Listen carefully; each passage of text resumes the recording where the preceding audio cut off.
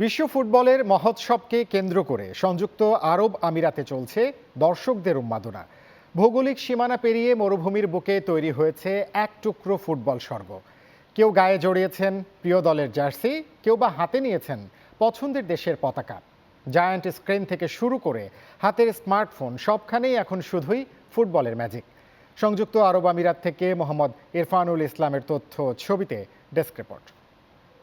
মাঠের লড়াই কানাডা কিংবা আমেরিকায়, কিন্তু তার উত্তাপ আর উন্মাদনার ঢেউ আছড়ে পড়েছে আরব আমিরাতের প্রতিটি কোণায়। কর্মব্যস্ত যান্ত্রিক জীবনকে একপাশে রেখে প্রবাসী ফুটবল প্রেমীরা এখন আছেন ফুটবলের জাদুতে। চায়ের টেবিল থেকে শুরু করে সোশ্যাল মিডিয়া, সবখানেই এখন তর্কের ঝড়। কে পড়বে বিশ্বসেরার মুকুট? ইতিহাসের একটা স্মরণীয় দল ব্রাজিলের, একটা বলার মতো গল্প আছে, ব্রাজিলের একটা বড় ইতিহাস আছে তার পিছনে, যে কারণে প্রথমত আমি ব্রাজিল সমর্থন করি। আমরা চাই একসময় এই বিশ্বের বিভিন্ন দেশের ফুটবলের চাইতে বাংলাদেশের ফুটবল ম্যাচ আমরা বিশ্বকাপে দেখতে পাবো। শত দেশের মানুষের মেলবন্ধনের এই দেশে বিশ্বকাপ রূপ নিয়েছে এক বৈশ্বিক উৎসবে। দর্শকদের এই বাঁধভাঙা জোয়ারকে ধারণ করতে আমিরাতের পার্ক, শপিং মল আর রেস্তোরাঁগুলো সেজেছে বর্ণিল সাজে। ল্যাপটপের ছোট্ট স্ক্রিন কিংবা ফ্যান জোনের জায়ান্ট স্ক্রিন।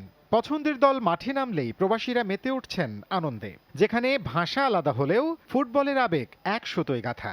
ফুটবল হচ্ছে আমাদের আবেগ। ফুটবল শুধু একটি খেলা নয়, ছোটবেলা থেকেই আমাদের এই বিশ্বকাপ আসলেই বাংলাদেশের ছোট বড় সবার যে উৎসাহ, উদ্দীপনা, উন্মাদনা এই ফুটবলকে ঘিরে, সেটা বয়স বাড়ার সাথে সাথে আরো বেড়ে গেছে।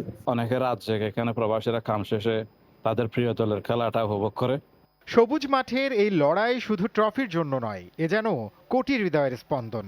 আর তাই হাজারো মাইল দূরে থেকেও আমিরাতের এই ফুটবল উৎসব প্রমাণ করে, ফুটবল শুধু একটি খেলা নয়, এটি একটি চিরন্তন আবেগ। Channel 9 news desk.